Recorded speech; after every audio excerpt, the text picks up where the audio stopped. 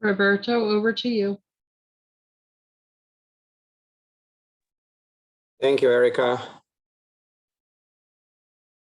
Good morning, everyone. Good afternoon, good evening, depending on where you are in this world. I would like to welcome everyone to this new webinar. The next generation of service delivery indicators, health surveys, new tools to inform primary healthcare reimagination. Before I start, I would like to remind you of a few housekeeping rules. I imagine all of us now with these 2 years of pandemic and Zoom meetings are familiar with these rules, but it's never too much to remind you all. Please keep your microphones muted. We are so many that noises can really disturbing. Also, please keep your cameras off so we don't congest the bandwidth and we don't get distracted. I would also like to let you know that this session is being recorded. And there is, Erica just mentioned, but just in case I will repeat it, at the bottom of your screen, there is a little globe with interpretation, and there you can reach the option for interpretation in French, Portuguese, and Spanish. So you can go to these channels if any of these languages are suited better for you than English. Finally, I would like to ask you to please pose your questions in the chat. We'll go through them at the end of the presentations, but please pose your questions while the presentations are being made, and so we can collect them and then have a nice discussion at the end of the session. So with that, I would like to introduce a little bit of the context of where we are. Well, as we all know, the COVID-19 pandemic exacerbated many of the weaknesses in health systems and also inflicted a major health and economic costs to most countries in the world. But at the same time, the pandemic made evident the importance of primary care. Primary care is going to be critical to deal with the consequences and the aftermath of the pandemic, to treat and monitor and serve those that could not get services during the pandemic, and those that are left with the long COVID. So PHC, or primary care, is going to be critical in the next few years. In that sense, we have a unique opportunity to reimagine primary care and move towards the realization of the goals set in the Declaration of Alma Ata in 1978, and these same goals that were reaffirmed in the Declaration of Astana 40 years later in 2018. So we have a fantastic window ahead of us. And the way to ensure that we're not wasting that opportunity is with the ability to measure where we're going, where we are, and with the data that is necessary for that good measurement. So here we're gonna learn more about one of these key tools, which are the service delivery indicators health surveys. These is the SDIs, as they are known, are one of these key sources of data. And also we have an additional source of data that is coming up, which is the new PHC measurement framework that was launched just a couple of days ago on Monday, on February 28th, by WHO and UNICEF. So with these and other tools, we're going to be able to really reconstruct and reimagine PHC for the future and we're going to be able to move towards the health systems that we all dream and towards health for all. I will stop here. I would like to introduce Feng Zhao, who is our practice manager for global engagement at the World Bank, here at the World Bank. Feng has more than 20 years of experience in public health. He's a medical doctor, but also has a PhD in economics and population health. So he covers everything. Feng oversees the bank's global engagement program, and Feng has also an intensive, a great on-the-ground experience. He was the bank's human development leader of the bank's human development programs in Ukraine, Belarus, and Moldova, and was the task manager in a number of African countries. He was based also in Ethiopia country office a few years ago. So without further ado, I will pass to Feng for his introductory remarks. Welcome, Feng, and thank you. Thank you so much, Roberto. Thank you for the nice introduction. I'm very excited to be here to join this event together with you. I saw we have a very good attendance. Let me first, maybe on behalf of the bank team, to welcome you, but I not only want to welcome you, I want to give you a shout out. I know everybody is so busy, you know, those days, you know, COVID and other priorities. But I really appreciate you take time to join this event to talk about this exciting instrument. I can also go ahead to say, because you're here, you make space, you take time to join this event. I can say you have an analytical mind. You care about data, which is really a good quality. I can share one recent reflection. Because of my current job, I have reviewed many sort of the write-ups, either for the bank colleagues, the project reports, as are recently we just completed the review of the CPIA, which is a critical instrument for the bank colleagues. You can, and also I read a lot of publications from, you know, both inside the bank and outside the bank. You can tell the difference, and the colleagues knows about data, where they can get data. They really use it as evidence and to strengthen their argument, which really make a big difference. And you can see also some colleagues just to make statement without backup of evidence that sort of, you know, cause some issues. So really appreciate you take time. I don't think you will regret. This is a very exciting new tool. The team has spent a lot of time on that. I really want to recognize Jigyasa and Kat. The team has been working on this quite intensively. Now, maybe let me just share my reflection and experience with SDI. Many of you knows about the World Bank's development report, 1989, which is a landmark report on investing in health. It's first time we say health is an investment. It's not just only a social cost, but it's also an investment, which Ministry of Finance, outside other colleagues outside health sector should also think about health. So that's a milestone report. But there's another, in my view, equally important WDR, World Development Report, published in 2004, which will also have huge impact on the health sector, which is make service work for the poor.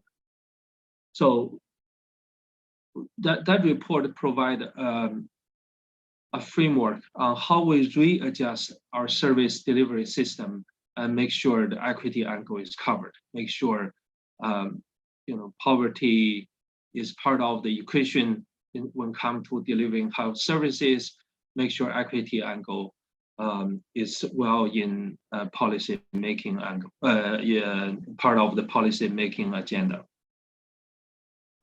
Another really important agenda generated by WDR 2004 is data. And people realize we just really need data for many reasons, for policy making, for delivering services, for guiding design of the World Bank project, you name it, both internal reason and external reason. So out of that spirit, and ICDI was basically developed. There's many other reasons, but that's one of the main reasons is based on that. Still remember, at that time I was in Africa region, and this instrument was initiated mainly by Africa region at that time. And Redava was the HD director, and a few colleagues, Gil Martin and other colleagues, I really made effort on this one.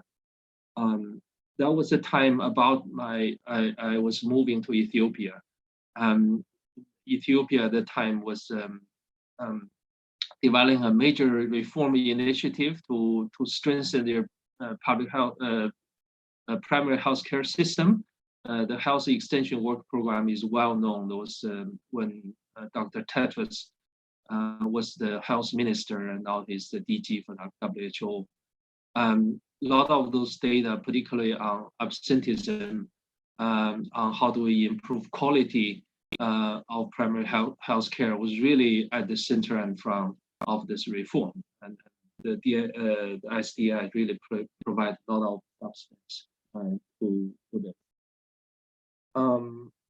And from 2010 and 2018, there's about 10, I think, SDS survey has been complete, which really fill in a lot of those critical gaps. We know in the health sector, we use the DHS survey a lot, right? So DHS survey provide a lot of, data points, particularly at the service coverage. What is lacking is really the nitty-gritty service delivery indicators, and when come to quality, when come to how the service is delivered and the challenges facing specific countries. I think they're complementary. ICDI really is more nuanced, in my view, when come to service delivery and quality and quality of care, particularly private PHC, and also equity angle.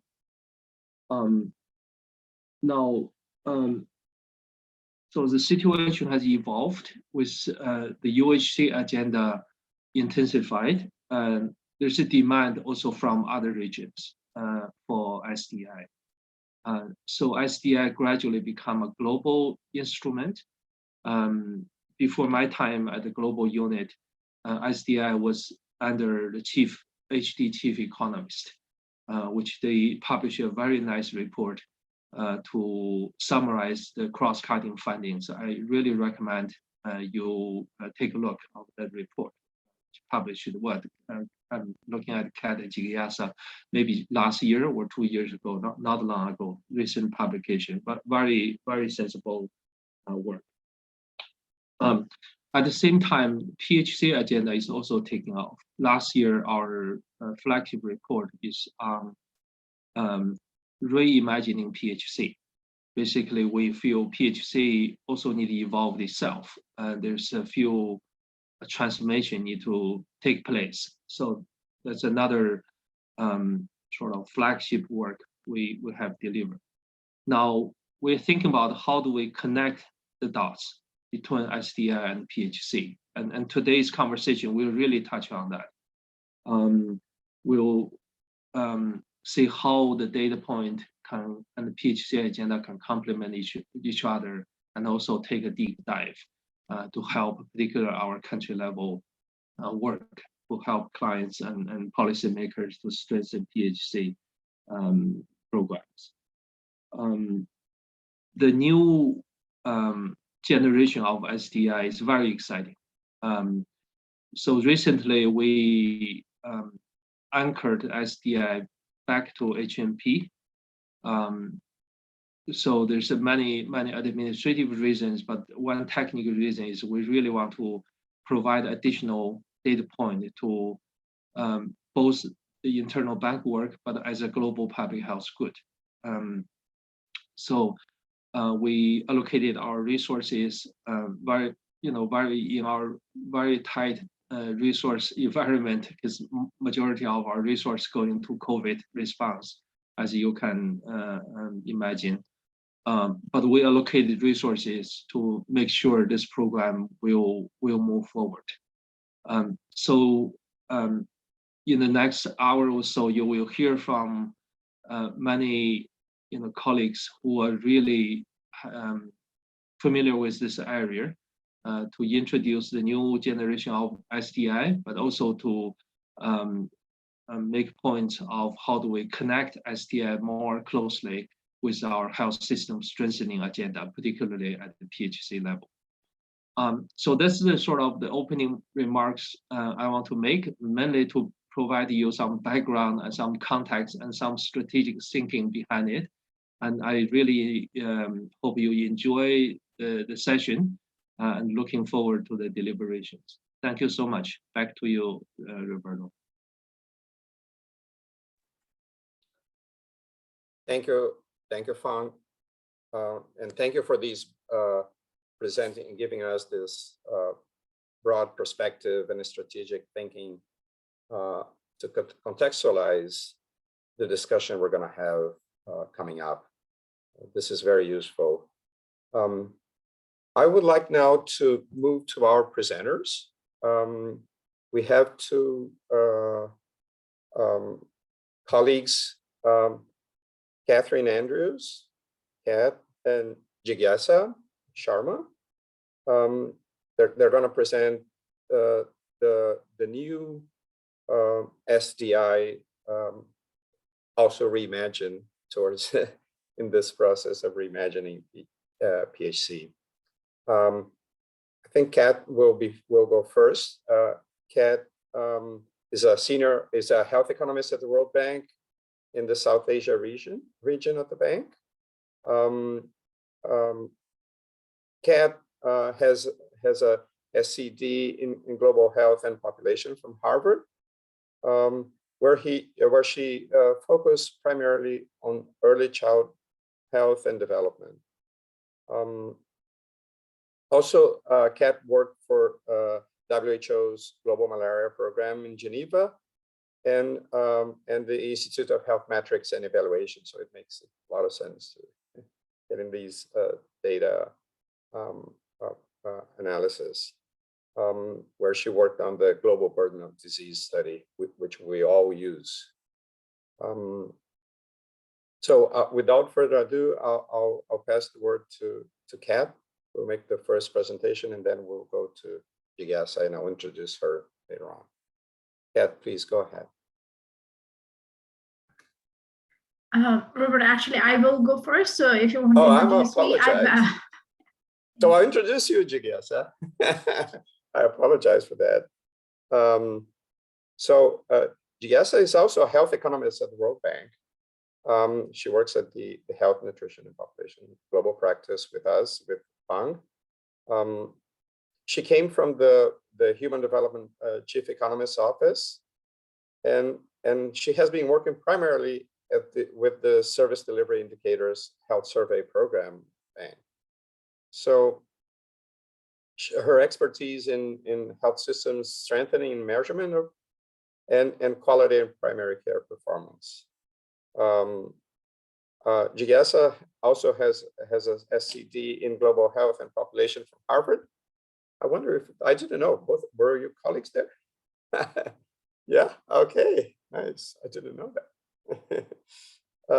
And she has a master's in epidemiology and biostatistics from McGill University. So welcome you both, and I apologize for misplacing the order of the presentations. I apologize to everyone. But Jigyasa, please go ahead.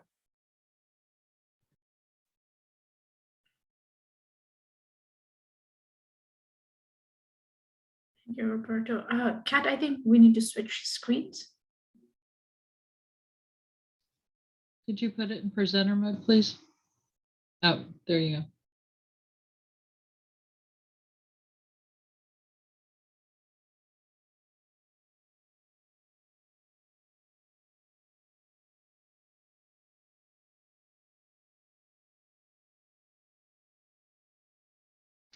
Perfect. Thank you. Good morning and welcome everyone. And thank you for joining us for the webinar on Service Delivery Indicators or SDI Health Survey. And thank you to Roberto and Feng for your opening remarks and support for the SDI program. We're excited to be here today to share with you the vision for the next generation of the SDI Health Survey program and introduce some recent methodological innovations and revamp that the survey has undergone in response to the global call to action for improvement in measurement of quality of primary healthcare and health system resilience. For today's webinar, we will start with a brief overview of the objectives of the survey and the trajectory of the survey program over the past decade and give a quick preview of the vision for the next phase of the SDI Health Survey program. Next, we will take a deeper dive into the process and results of the recently completed methodological refresh, highlighting the expanded scope and content of the new survey before turning it to our panelists today. So let's begin with a brief introduction to the motivation behind the Service Delivery Indicator Survey and the program's evolution. SDI health surveys are nationally representative, large-scale facility-based survey measuring primary healthcare service delivery as experienced by the average citizen in a country. The objective of the SDI health survey is to assess, from a user or average citizen's perspective, the quality and performance of health services to first improve the monitoring of service delivery to increase public accountability and good governance, and second, to enable targeted evidence-based interventions for improvement of service delivery. The health survey at the national level identifies levels and trends in health service delivery from the citizen's perspective, identifies disparities to learn from high performers and support low performers with targeted interventions, and creates benchmarks for comparison of national progress over time. Additionally, the internationally comparable metrics derived from the survey allow for global accountability and learning. Overall, the SDI Health Survey program aims to provide responsive inputs for policy needs and strengthen capacity for better measurement at the country level, while also contributing to global knowledge as a platform for innovation and research.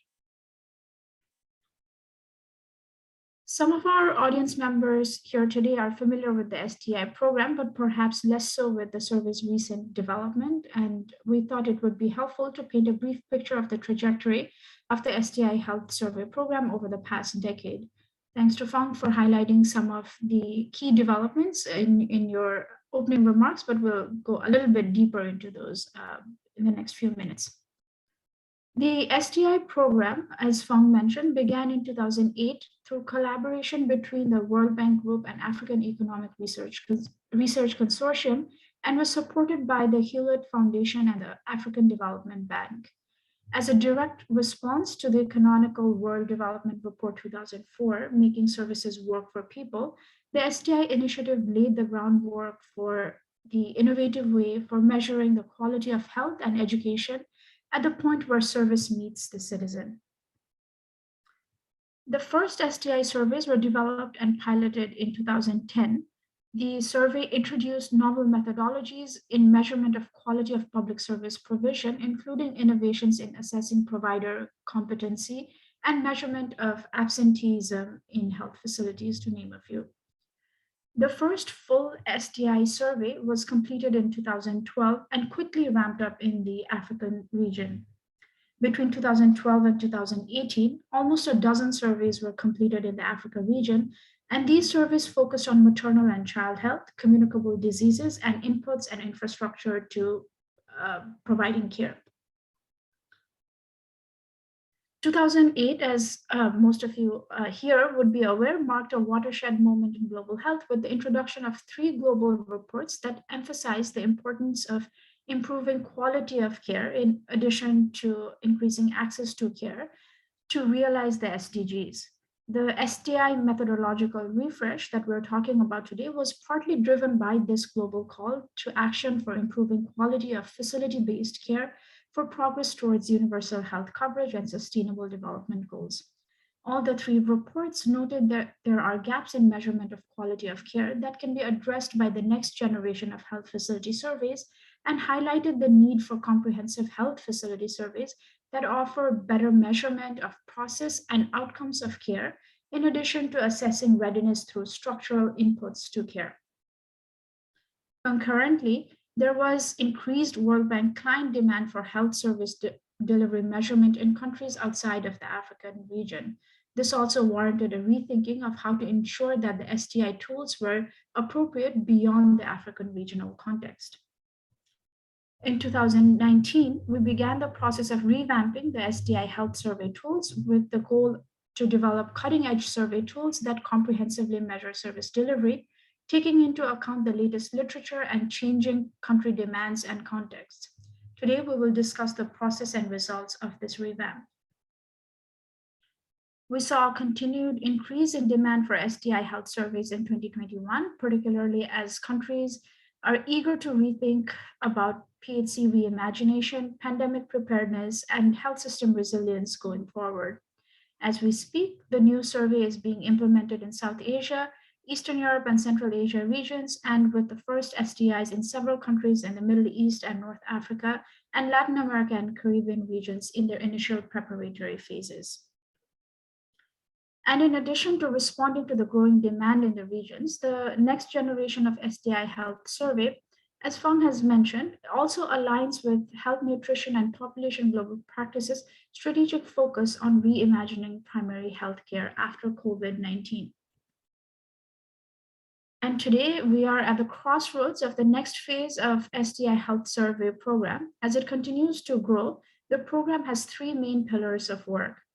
The first is around creating global knowledge products for PHC measurement, which is what we are discussing today. The second pillar refers to strengthening our country engagement and policy impact of the STIs as we continue to respond to the demand from country teams and clients for STIs. The third pertains to improved collaboration between global partners, academic and policy experts, and creation of learning networks to optimize the impact of the STI initiative. And now, zooming in on Pillar 1 on global knowledge products and PHC measurement, we will walk you through the recently completed methodological refresh of the health survey. The methodological refresh comprised of 4 key activities, beginning with a thorough review of literature to identify frameworks and guidelines for rigorous measurement of primary healthcare service delivery and performance, followed by item development and extensive stakeholder and expert consultations. The health service methodological refresh began with a stock taking of current literature on quality of healthcare delivery and measurement to identify key frameworks. The literature review was driven by 2 goals in mind. First, comprehensive in measurement of quality of service delivery in primary care, and second, usability of evidence for system diagnosis and policymaking. The review identified 2 frameworks that help define the scope and parameters of the methodological revamp. First, the Primary Healthcare Performance Initiatives framework that tries to unpack the service delivery black box, in addition to considering systems and inputs required for and outputs and outcomes of primary care delivery.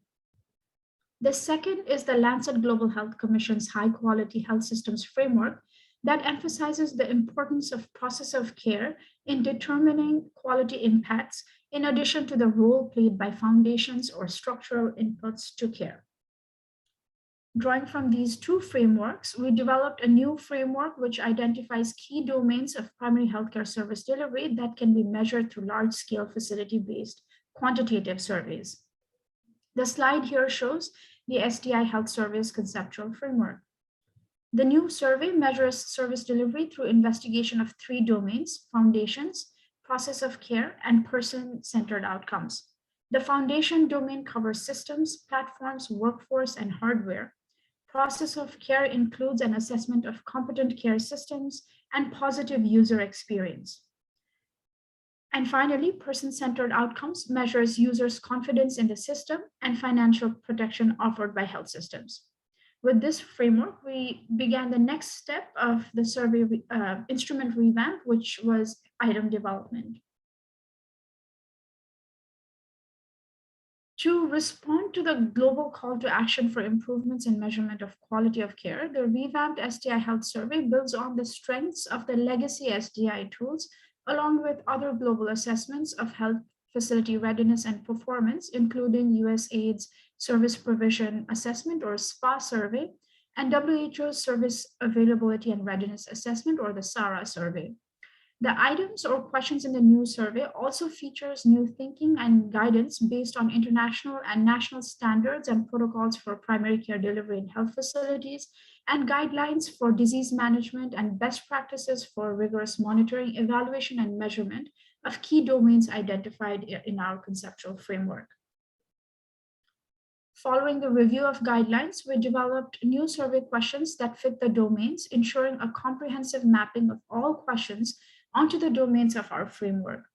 Also drawing on the latest literature on best practices for survey design, we ensured that questions are time-bound and the reference periods are clear and the same for all respondents. Providing precise definitions for all terms used at the start of each question, using consistent language and limited acronyms and jargon throughout, and asking questions in different ways to get at complex concepts and giving examples where appropriate. Finally, in developing the new questions, we consulted with stakeholders, both development partner experts, including WHO, and government and academic experts from countries where the surveys are being planned.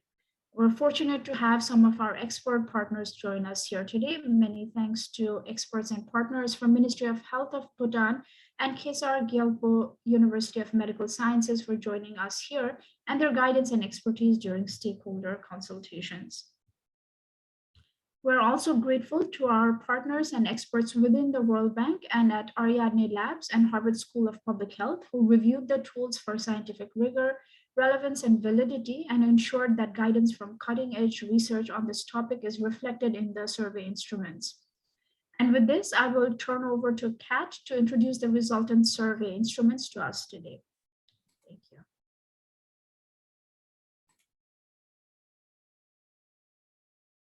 Thank you so much. So we've heard about the motivation, the underlying framework, and the methodology used to develop the revamped SDI tools. So you may now be curious about what exactly is different and what is covered in the new survey. The original SDI Health Survey that was used prior to the revamp was arranged into 4 modules organized by topic, as you can see here, with 2 types of respondents, which were on one hand the facility managers and on the other the healthcare providers working at the sampled health facility. 1 or 2 SDIs, such as Kenya, also had a 5th module that asked questions of patients, but this was not a standard part of the survey. For the new SDI Health Survey tools, we developed 3 questionnaires distinguished by the intended respondent, the facility manager, healthcare providers, and patients. And all 3 questionnaires cover elements across all the domains of the framework you see here on the right that Jigyasa described, which allows us to triangulate between the various sources to paint a more comprehensive picture. While we can't go through every single question in a survey that's comprised of a couple hundred pages, what we can do here today is provide some examples to shed light on the content and the reasoning behind the question development. Starting with the foundations domain, this slide shows that all 3 questionnaires have content that helps paint a picture of the systems subdomain. This includes asking questions on availability of guidelines and protocols, quality improvement in reporting systems, community engagement, and basic amenities, among others. As was a key principle in the original SDI, whenever possible, the questionnaire includes direct observation to verify the presence and functioning of infrastructure, equipment, and supplies.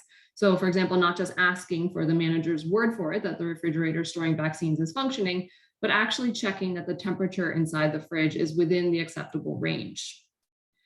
As an example of a recent innovation, we reviewed the latest literature on disability-friendly infrastructure and included this question about whether the facility has functional ramps to facilitate access for people with limited mobility.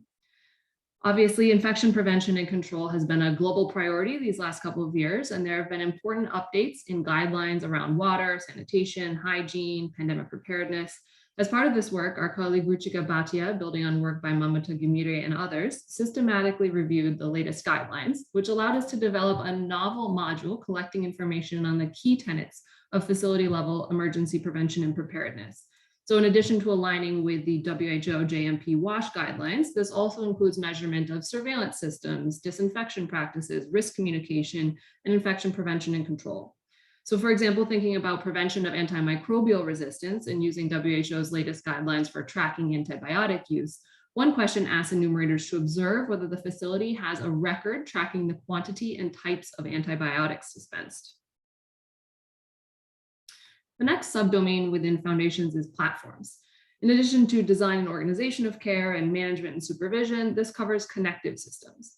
In the facility questionnaire, there are questions on days and hours of operation, services offered, connectivity to motorable roads, and IT system availability, among others. In the provider questionnaire, we try to capture capacity for telehealth by asking about provider access to telecommunications, and also the same for patients. The literature around the role of management practices in healthcare is growing, so we ensure that the new SDI tool draws on best practices for measuring management from the World Management Survey, which has recently been piloted in SDI facilities in Kenya under the leadership of Roberto. So in addition to asking about managers' training, we also ask about performance monitoring systems and various types of supervision practices, for example. In terms of connective systems, we ask about transportation and communication between facilities, such as emergency transportation of patients. In developing the revamped questionnaires in relation to workforce, we reviewed international literature on job satisfaction, including scales measuring burnout of healthcare providers, which is particularly relevant in the COVID context. The new questionnaires consider that healthcare providers are not just inputs into the service delivery system, but also that their well-being, their job satisfaction, and career trajectory are crucial aspects of a high-quality health system. We also include new metrics trying to get at this elusive idea of workload and caseload for healthcare providers as we try to understand the various pulls on their time towards, say, administrative tasks in addition to patient-facing tasks. So with this in mind, the survey asks about staff counts, availability of female staff, staff retention, and on the provider side asks about working hours, job satisfaction, and stress. As in the original SDI, the survey also assesses provider presence or absence during a second unannounced visit to the facility to understand the extent to which providers may be pulled to work activities outside of the facility, for example. As two examples, we asked the facility manager how many healthcare providers have left the facility in the last 12 months as a way of getting at staff retention. As another example, individual healthcare providers are asked to rate whether they're satisfied with the pay they receive. And then in the analytical phase, we can look at the relationship between staff retention and reported job satisfaction of providers, as an example. The last foundation subdomain is hardware, and this is where the enumerator asks and directly observes the availability and functioning of key equipment, supplies, and medicines, including availability of personal protective equipment and infection prevention and control supplies, and also use of patient record-keeping systems. As a way of triangulating between information about the stocks of medicines and supplies as measured at the facility, we also ask patients about whether they received the medicines they were supposed to during their visit or whether there was a stock out. We reviewed updated international and local essential and vital medicine lists. So for each country, we asked questions about the availability of a set of medicines that are internationally comparable and locally relevant. The enumerator confirms that at least one unit of each of the medicines is available and not expired, and then the same is done for the list of equipment and supplies. Moving to the domain of processes of care, we consider competent care systems. This includes diagnostic and treatment capacity, referral processes, and safety and prevention. The facility questionnaire collects information on catchment population outreach, referral counts, quarantine and isolation capacity, among others. The provider questionnaire measures clinical competency and referral practices, for example, and the patient questionnaire asks about continuity of care, referrals, and diagnoses and treatments received. Thinking about the processes of care that include safety, prevention, and detection, additional elements relevant to emergency and pandemic preparedness include, for example, whether the facility has conducted any fire or surge capacity drills recently. Relating to connective systems and information systems, an example question asked to healthcare providers is about whether they sent along patient information when they made a referral. A key part of competent care systems domain relates to clinical competency. To assess healthcare provider clinical competency, the SDI has always used a methodology called clinical simulation cases, or clinical vignettes. And so for the next few moments, we'll describe the vignette methodology, simulation case topics, and we'll highlight a few recent innovations. There are many different ways to assess clinical competency, such as direct observation or chart review or standardized patients, written assessments, etc., all of which, of course, have their own benefits and challenges in terms of logistics, ethical considerations, and potential for bias. The SDI's vignettes are clinical simulation cases wherein there are two enumerators. One presents the clinical case to the provider who's being assessed and acts as the patient. And a second one records the provider's responses as the first enumerator and the provider engage in a role play. The provider being evaluated is expected to ask questions, which the first enumerator answers in turn, on patient presentation and history, physical exam, request diagnostics, screening, lab test results, etc. And then during the data analysis phase, the provider is assessed based on whether they greeted the patient, which relates to key interpersonal aspects of care, whether they followed clinical protocol in arriving at the correct diagnosis, treatment, and counseling, and whether they provided timely linkages to care. In terms of the vignette cases that are the subjects of these clinical case simulations, there are now 10 options, 4 that are adult disease cases, 4 that are child cases, and 2 that are intrapartum, as you can see on the screen. In a given country that chooses to conduct an SDI, the SDI team will work with government counterparts to select maybe 5 to 8 vignette topics to include in the survey based on country-specific disease burden and priorities. As part of this revamp, there are now 3 new vignettes that respond to pressing demand for information on diagnostic and treatment capacity for NCDs, and also for lingering human capital challenges such as childhood stunting, which ties directly to the World Bank's Human Capital Project. Also, as part of the survey revamp, we updated all the vignettes to reflect the most recent WHO clinical guidelines, to measure interpersonal aspects of care, and to gather better data on why providers may arrive at incorrect diagnoses and treatment recommendations. And we hope that these additional details will help better inform targeted intervention. Of course, the clinical competency aspect is just one part of the processes of care. Within the same domain, we also measure positive user experience. In the facility questionnaire, this involves questions on how patient feedback is solicited and addressed, availability of infrastructure to ensure privacy. And on the patient side, includes questions on waiting time and experience of clear communication and respect from the providers. As a specific example, in the facility questionnaire, the enumerator observes whether the patient consultation rooms do in fact ensure visual and auditory privacy. On the patient side, patients are asked how they would rate the level of respect they received from the providers during their visit that day. In order to account for the fact that patients may have different underlying expectations around respectful treatment, the survey also includes innovations developed by Jay Tandon and others called anchoring vignettes to standardize patient responses in the analytical phase. The domain of person-centered outcomes relates to client satisfaction and recommendation and care uptake and retention. So this includes measurement of patient satisfaction with waiting time, amenities, and also asks about their plans to return to the facility. For example, to get at this subdomain, patients are asked whether they would recommend this facility to a family member or friend for the same service. The last subdomain of the person-centered outcome domain is on financial protection, not just considering out-of-pocket costs, but also accounting for opportunity costs. So patients are asked about costs incurred for travel, medicines, and lost income to seek care. So not only are patients asked about costs directly incurred from the purchase of health goods as part of this visit, but they're also asked whether they lost any income from the time that it took to visit the facility today. We hope that these results will help paint a more comprehensive and realistic picture of out-of-pocket spending for primary healthcare services, accounting for the fact that in many settings, travel time and travel cost may actually be much more burdensome than the cost of medical commodities or services themselves. So we've gone through the domains and subdomains of the framework that guide the new SDI Health Survey content and provided specific examples of how the facility, healthcare provider, and patient questionnaires comprehensively cover these domains while speaking to each other to paint a hopefully near complete picture of PHC service delivery as is possible with this survey modality. Just taking the content of each questionnaire now one by one, this summary slide shows that in the facility questionnaire, we ask about basic characteristics, outpatient and referral counts as relevant, management and supervision practices, patient fees and revenue, staffing, services that are available at the facility, recent trainings by healthcare providers, the availability of guidelines and documentation, and the availability and functioning of infrastructure, equipment, supplies, and medicines, and pandemic and disaster preparedness.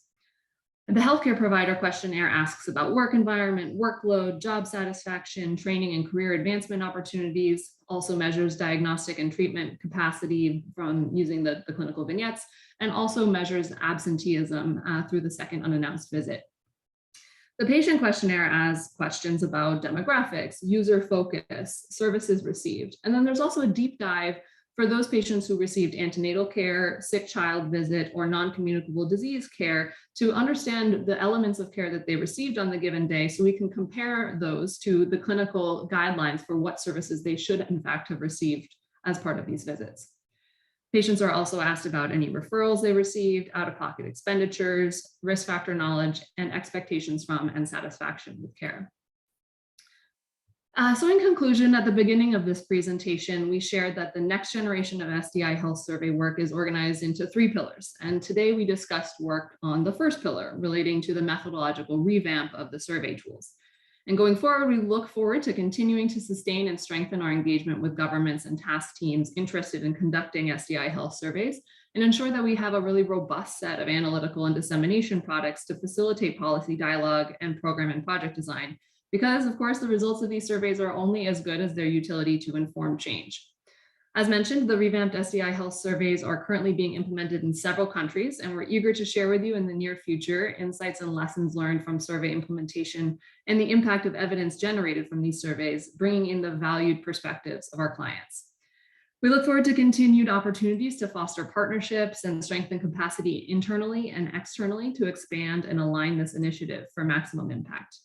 We're very grateful for your time and attention today, and to the experts around the world from ministries of health, universities, development partners, and the World Bank SDI teams for your invaluable contributions to this work that we have the honor of presenting today. Thank you. Thank you, Kat. Thank you, Jigyasa, for this fascinating presentation. It's really incredible the potential and the relevance of this type of survey. If anyone who has seen the SDIs in the past can see the potential and the beauty of the information it provides, and with this new framework, this new methodology, it will only improve it substantially, I believe. And so we're heading towards a more comprehensive assessment and a more in-depth analysis or assessment of service delivery in countries. Thank you for this very, very clear and very comprehensive presentation in a very short time. Congratulations, this was incredible. I would like now to pass the word to our colleagues who are gonna our panel members. We're going to discuss a little bit of what Jigyasa and Kat presented, and discuss a little bit about the SDI framework and health survey. So our 2 panelists are Federica Secci and Lisa Hirschhorn. Federica is a senior health specialist at the bank. She now works at the Latin American and Caribbean region of the bank. But she has worked and led operations in Europe and Central Asia, East Asia, and South Asia as well. Until the end of last year, Federica led the PHCPI, the Primary Healthcare Performance Initiative at the bank, which now I'm taking her shoes. It's not an easy task, I can tell you. PHCPI has the goal of promoting better measurement of PHC and support the improvement in service delivery and quality of care at the primary care level. I will also introduce Lisa at this time so we can go directly to both presentations and save time. Lisa Hirschhorn is a medical doctor, MPH, and senior advisor for the primary healthcare program at Ariadne Labs. Thank you, Lisa, for being here. She's also a professor of medical social sciences at Northwestern University in the Feinberg School of Medicine and affiliated faculty at Ariadne Labs. Before joining Ariadne Labs, Lisa was also the director of the Implementation and Improvement Science Platform and associate professor of medicine in the Harvard Medical School Department of Global Health and Social Medicine. Without further ado, I'll pass the word to Federica and Lisa for their reflections and discussions on SDI and the presentations of Kat and Jigyasa. Thank you both. Thank you. Fede, you want to go first? Sure. Thank you, Lisa. Pleasure to see you. And thank you, Roberto, and everyone for connecting today. It's great to see so many of you interested in this topic across the world. Good morning to all of you, and good evening, depending on where you are. So in my short intervention, I would like to reflect on 2 points. One is really the contribution of SDI and other complementary tools and global public goods to the measurement for improvement agenda. And the second is on how SDI can align and support better transformation towards a fit-for-purpose primary care system, which, as you heard from Feng, is really a key strategic priority for the World Bank, and in which measurement plays a key role, importantly through the recent launch of the PHCPI monitoring framework and indicators that Roberto was mentioning by WHO and UNICEF earlier this week. So as you've heard from Kat and Jigyasa's presentation, in terms of the measurement cycle, the SDI, together with other surveys like SARA and SPA, has advanced the field of global health in terms of data collection that have to do with quality of care, and especially measuring quality of care in low and middle income countries, for which we didn't have consistent data until these surveys were introduced. They have placed a strong focus on healthcare workers and their work environment, including job satisfaction, burnout, and workload. And during the COVID-19 pandemic, we have really seen how these healthcare workers have been strained and put under incredible stress, and reminded of how relevant are all these factors for providing sustainable and quality care. The SDI has also emphasized technical and experiential quality. So on the one hand, this is clear policy implication in terms of decision on training and supervision program. But also on the other hand, and this is aligned with many advances in OECD countries, has placed a lot more attention, not just to measuring patient satisfaction, but also measuring patient experiences. And I think also in the future can help us shed light even more on how patients can become more proactive agents of their health and well-being. It has gone beyond the measures of input to really embed organization and management of facilities and measurement of processes. And I think also more attention should be placed in the future in the way of how facilities and really healthcare workers provide services outside the facilities themselves and really reach out to communities.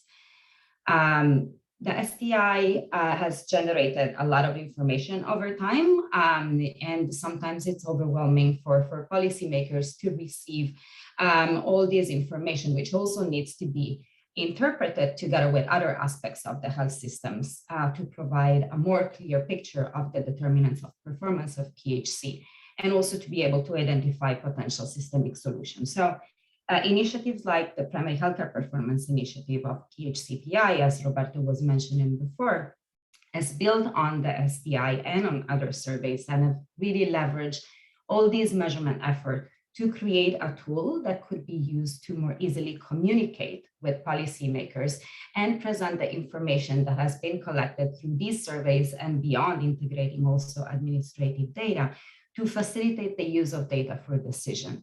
And this is really a critical aspect to move beyond the data collection and more towards the use of data for decision.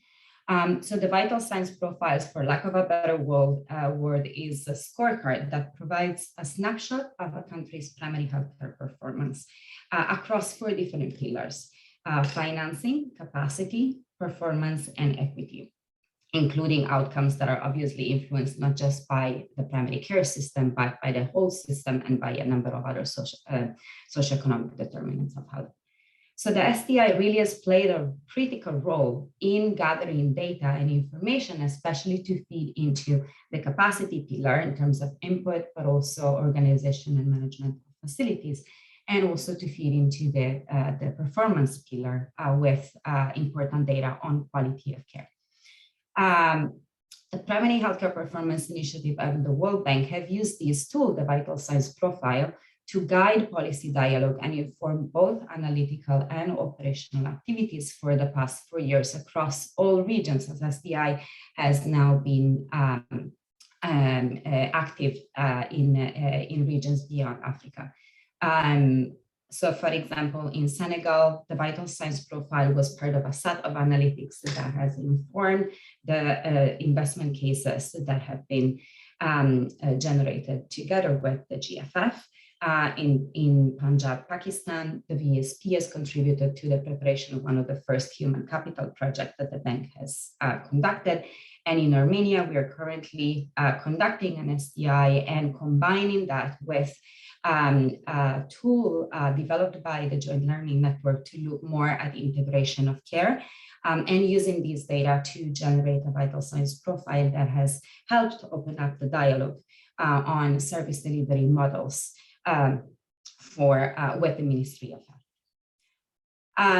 But as I was mentioning before, we need to go beyond data collection to really focus on the use of data. And we see that when data is made accessible and fed back and timely to those who were supposed to collect it or supposed to use it, then we significantly increase their ability to use the data and act on it. Now, some countries can rely on recurrent surveys like the SDI or the SPA survey as part of their current monitoring and evaluation plans, but those surveys are to some extent costly, can take time to complete, and are often donor dependent. So this is a point for reflection, and I wonder if maybe later Kat and Jigyasa can provide their perspective on whether and how, for example, SDI can leverage lessons learned from rapid phone surveys that organizations like the GFF and WHO have introduced during the pandemic, and that leverage technology to generate more timely and regular data. Also, another important aspect is the integration of measurements and measures into routine systems to drive quality improvement processes. And for example, in Cote d'Ivoire, we are working to integrate some of the clinical vignettes that we have just heard about into the regular system of monitoring and supervision of health professionals in a few pilot sites. To support the data use, it's also important to work on capacity, which is often a constraint in many countries. And again, the World Bank, together with partners, are working towards filling that gap and supporting countries on creating more capacity. And finally, more regular collection and use of data will be facilitated by the implementation of the primary healthcare monitoring framework and indicators, which is really the first ever comprehensive framework to collect data on primary healthcare overall. And here, SDI can guide perhaps the countries on what could be some of the priority to start moving in the direction of measuring all the more than 80 indicators that the framework proposes. Finally, the World Bank will continue to work on this agenda as it supports the countries to strengthen their monitoring system, but also their primary care systems. And SDI now becomes even more relevant to support the operationalization of the priority of the HMPGP, which is to strengthen fit-for-purpose PHC systems that are based on high-quality services delivered by multidisciplinary teams, based on person-centered integrated care, fairness and accountability, and resilience. SDI, as well as PHCPI, fully embrace this vision of transformed PHC and shed lights on elements of each of those 4 shifts. And the World Bank will continue to use all its 3 lines of products to leverage the data that are collected through the SDI, promote its use through tools like the Vital Signs Profile, and overall support countries in the implementation of the PHC monitoring framework and indicators to accompany them in transforming the PHC systems. I will stop here and I'll pass, I think, the floor directly to my colleague, Lisa. Lisa, over to you. Thanks. Thank you so much, Federica, and for a really sort of comprehensive and overview of this. I think some of my reflections, no surprise, overlap since we've been working on PHCPI together since its onset. I'm going to come at this, I think, from both a data consumer as well as a quality improvement component of this, and really sort of want to first congratulate the team on this refresh. I think what the SDI has always been, I think, a leading in the sense of not just measuring the inputs, but also trying to really get at as much as possible the care delivery through the vignettes over time. And so why is this sort of so important now? And why do I think this is going to be a very important tool for communities and for governments as they move forward to refresh primary health care? So I think first, I just want to reflect on the fact that we're having this about primary health care. I think 10 years ago, it would have been very unusual for us to be meeting here and really highlighting this. And so want to really sort of the fact that there's this recognition about what primary health care is, and that while it remains very important for maternal and child health, that we have expanded this so that it's truly universal health care for all. The fact that you are measuring the ramps really is sort of feeding into some of the emerging needs for healthy aging. The vignettes that are addressing issues about non-communicable diseases, as well as not forgetting about the women and children, but also expanding to stunting, which is, I think, emerging as a truly challenging area that needs this kind of multidisciplinary approach. So just want to reflect back on the progress that we've made and the importance of SDI in the past and now future. So why is this important? You know, the quality improvement arena really talks about that what we measure matters. And the fact that this has really been designed to measure much more broadly beyond the inputs and really sort of adopting this idea of a functional primary healthcare that is indeed people-centered and really hits not just the 4 typical C's of first contact access, continuity, comprehensiveness, and coordination, but again, this idea of people-centered.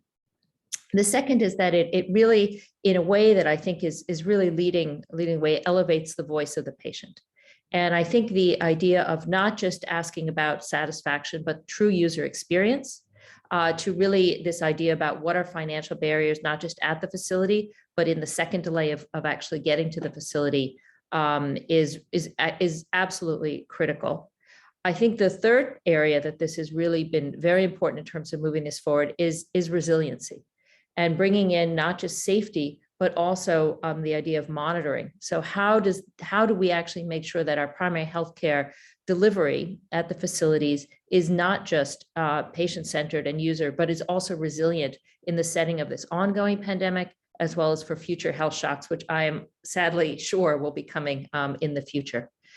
And then I think another area which is really very, very important is the idea of not just healthcare workers' present or absence, and not just healthcare workers' competency, which is extremely important, and I'll get to that in a minute, but the idea of well-being, and that a people-centered healthcare system includes the people who are delivering the care, and thinking about not just burnout, but also stress and well-being, professional development, all of which will then go back into the delivery of competent people-centered care and the continuity that's absolutely needed.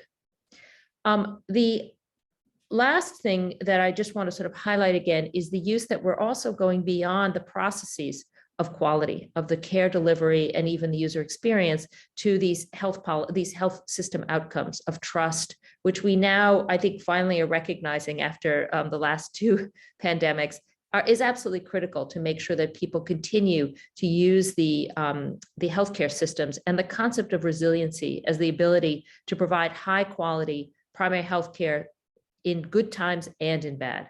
So this is not just in response to the pandemic, but also helping people not just to return to where they were, but to continue to move forward.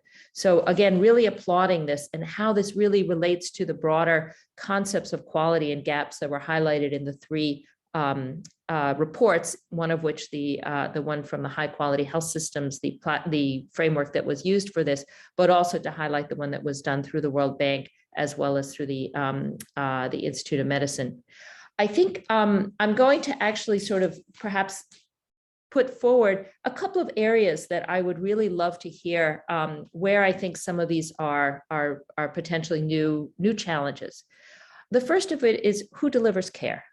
So in SDI, very important because it's actually looking at facility-based care. But what are the thoughts about how do we capture the care that's being delivered by community health workers, as well as the private sector? And how do we support governments who are really relying on these two additional sectors to continue to expand access to and delivery of care? And how does SDI help to do that? The second is how does SDI help the either countries or subnational regions that are areas of conflict and are or have sort of prolonged or acute conflict? And how do we think about this important measures, and how do we think about quality in these settings? And I think I would fully encourage you to think about that this is important, and these systems still need to be actually in place. And then very, very importantly, I think the idea of how, as Federica's pointed out, about data use. And I would like to sort of expand that a little bit from the support that's needed at the country, but also at the subnational level. As we know, there's huge equity challenges, not just based on wealth and gender, but also based on geographic region. And how do we increasingly empower the community to understand these results and to use them to become true partners in advancing universal health coverage, and particularly on all the dimensions of quality, not just the technical effectiveness, but also issues around people-centeredness and safety, continuity, and equity. So really fantastic work. I will be very excited to see how this is, as these results come out, how they feed into very important initiatives such as what Federica mentioned, the primary healthcare, the PHCME that was actually some recent launches for that, into the ongoing vital signs profile, which takes data and actually really drives use through visualization and through deeper understanding and integration of not just quantitative measures, but also qualitative measures, and how we sort of then also bring together all the different groups that are working to help and support the use of these data, whether you are like me wearing a hat that's more from academia, from the World Bank, WHO, from donors and other implementers. And so very excited to be able to reflect back on this and hope to remain supporting of this work moving forward. Thank you so much.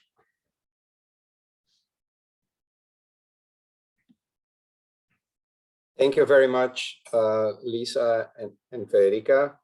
I would like to pass the word to Kat and Jigyasa if they want to react or reflect on the comments by both Federica and Lisa. And I loved the sentences you said, Lisa. I think this is a very interesting way of putting it.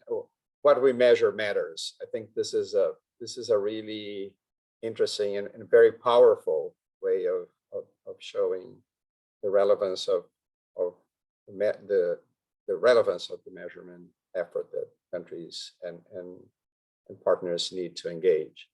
So I would like to pass the floor to Kat and Jigyasa, and also remind everyone to put your questions on the chat. We already have a few very, very interesting questions there, so we can go ahead with the discussions. So first, if you have any reactions to Fez and Lisa's comments, and then we'll go to the questions already posed in the chat, please.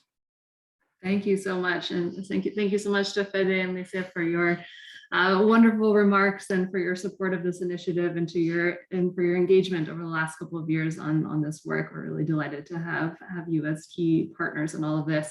So I think one thing that I'd like to reflect on a bit that we didn't get to speak too much about in the presentation itself, but that I think both of you have highlighted and also has been flagged in the questions already, is about how to ensure that these data are integrated into other key data sources, and how do we make sure that that the data that are collected at the facility level are also responding directly to population data collection efforts, or how do we relate this, for example, to administrative data sets. And so one thing that I wanted to flag that also was asked by someone in the chat here is about the potential to try to align large data collection initiatives like with the SDI and population level data collection efforts such as the demographic and health surveys or the multiple indicator cluster surveys.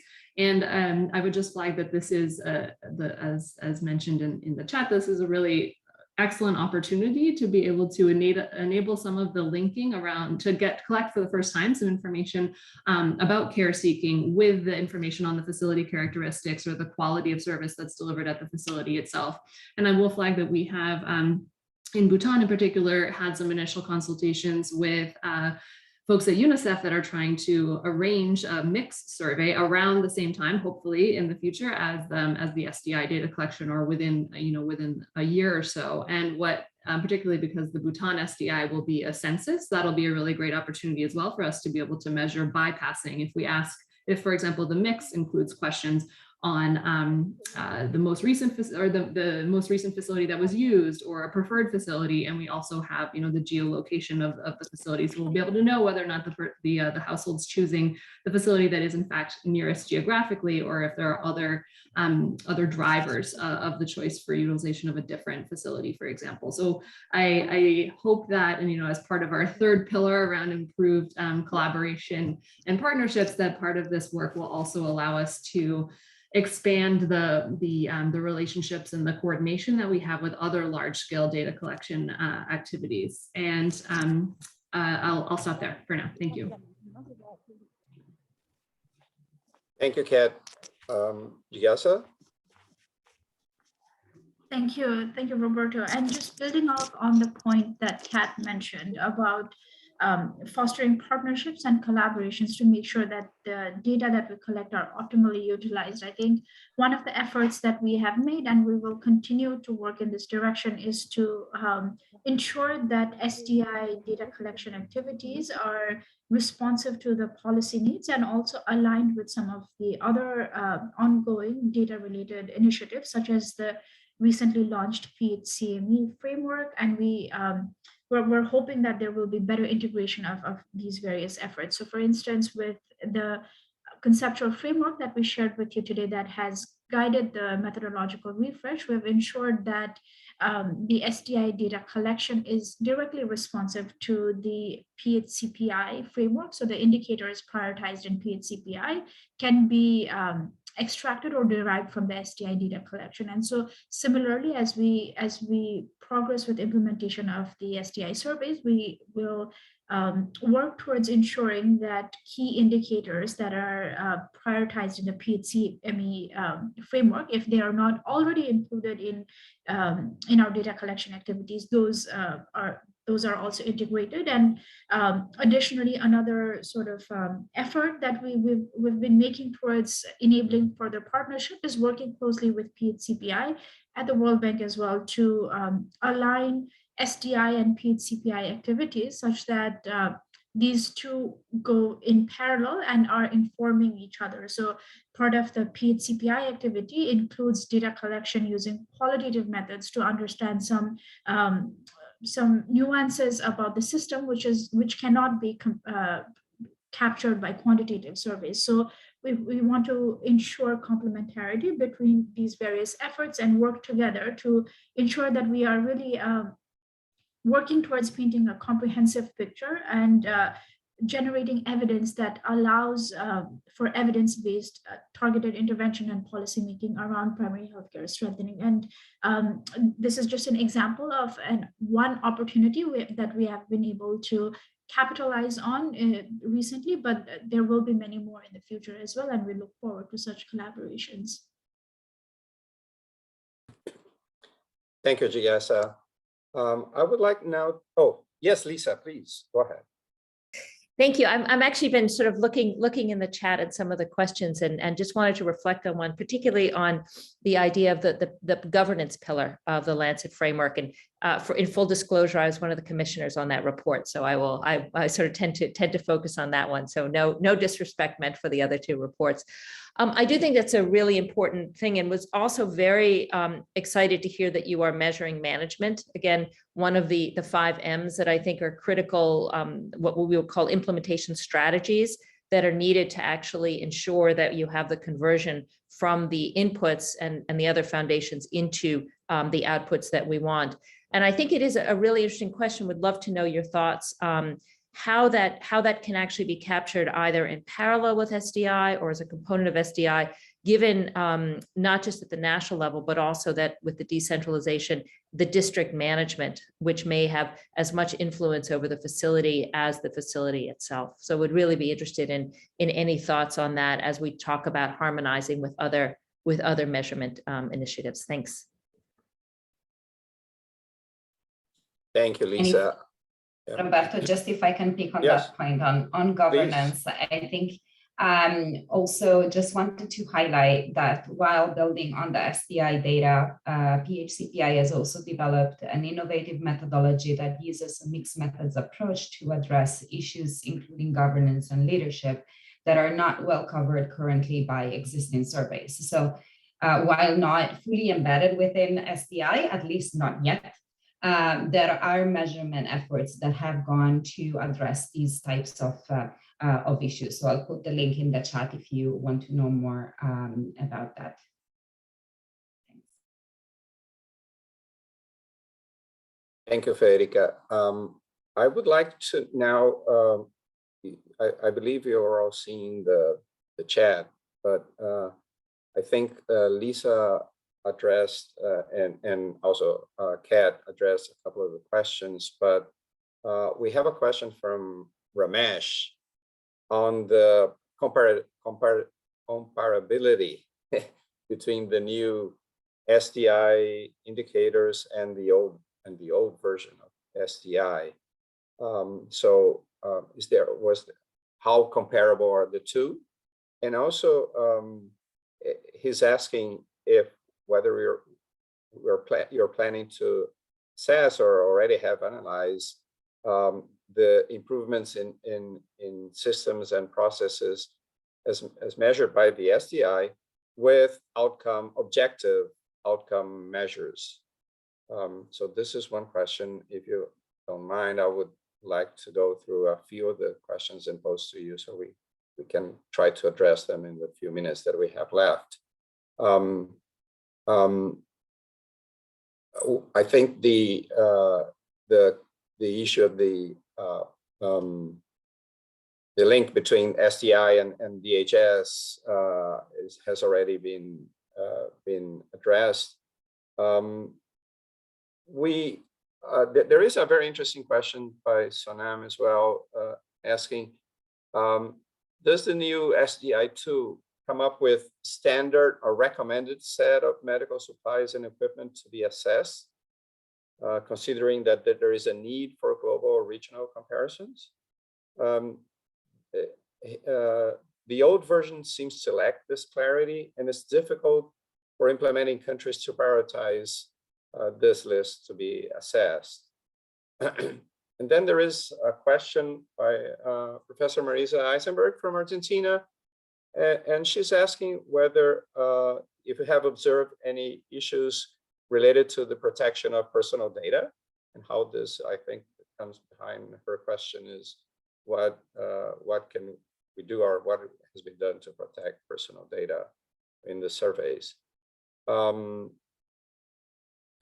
think Lisa addressed the question regarding the Lancet framework, but if you have any reflections on that as well, please. There is another question on the periodicity of the implementation of the SDI. Is there any recommended period on that? And then there is, I think that a point that was also raised regarding the complementarity between other instruments. That there is a point made by Wendy saying that much of the SDI content complements the health facility assessment, the harmonized health facility assessment collected by WHO. And so her question is whether there is an effort to harmonize SDI questions and the indicators collected by the harmonized health facility assessment. I'll stop here now, and we can try to address these questions, and I'll go to the other ones later. Thank you.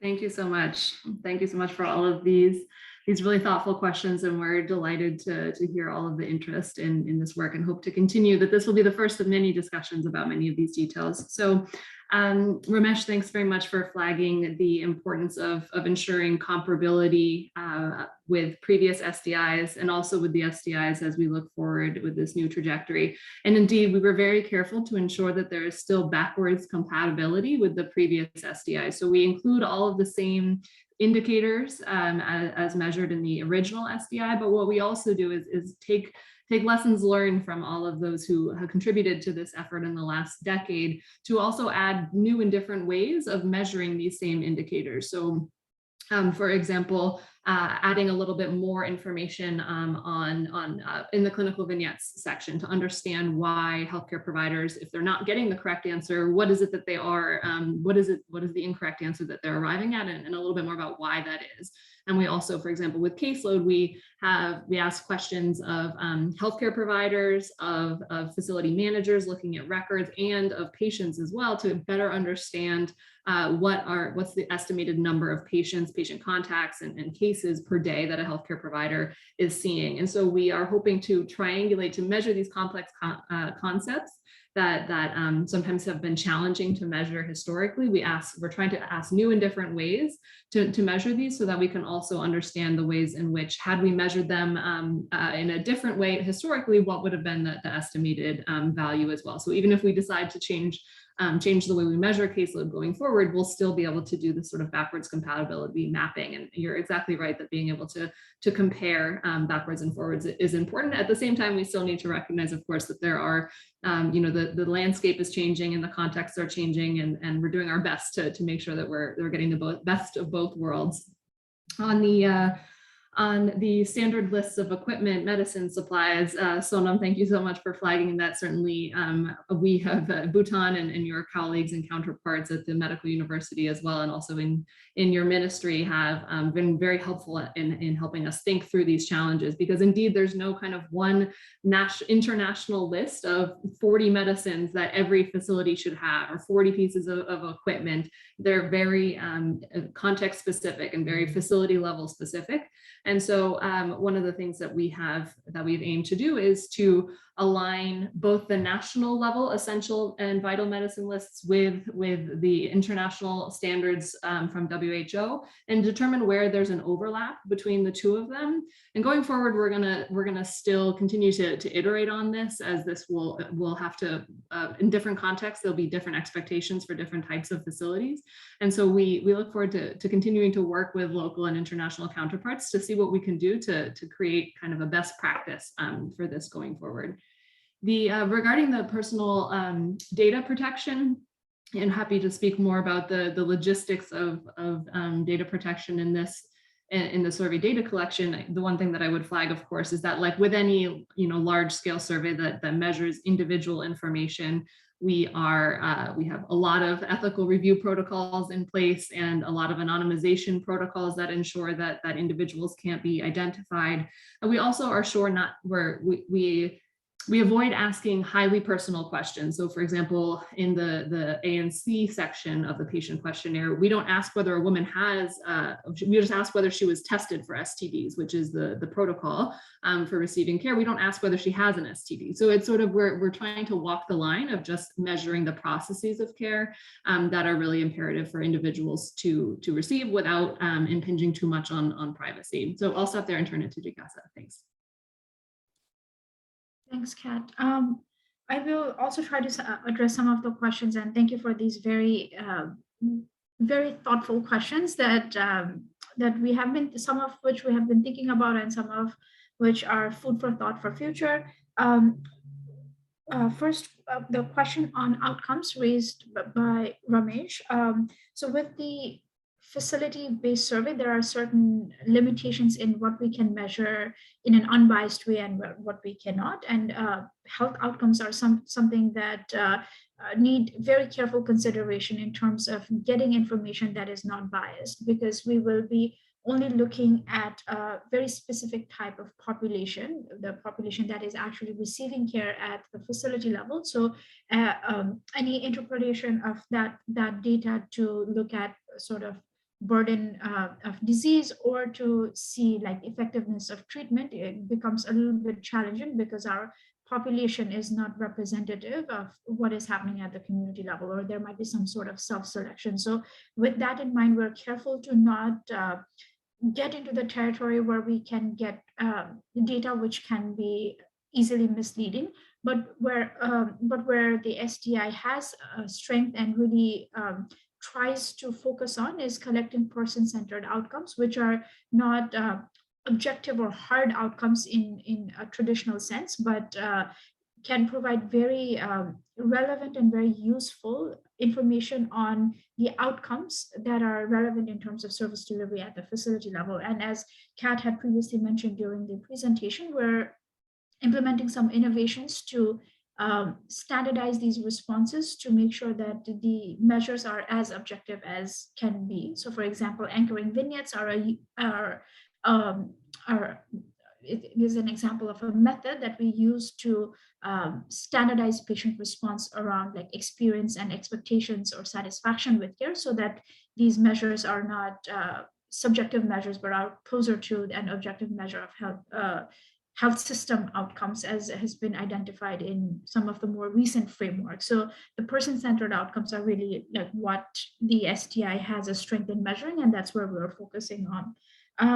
In terms of the other questions, I think Kat addressed most of it, but there was a question on periodicity of STI surveys. And because this is a large-scale survey and it's a resource-intensive survey, the goal really is to be able to draw evidence that can inform policy making and targeted intervention for a longer period, like 5 to 7 years is what we have as a target in mind. So it's not a survey that can be completed every year, for example. It's supposed to be more in line with population-based surveys, for example, which happen every 5 to 7 years. And as Federica had alluded to previously in her remarks, we're thinking of more efficient ways of updating these data and how we can perhaps consider more light touch surveys or to refresh the data that we collect using STI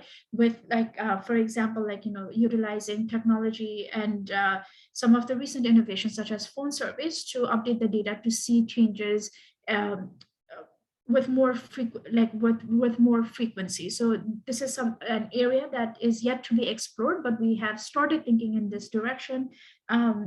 And we are in very early stages of trying to flesh out the details around this.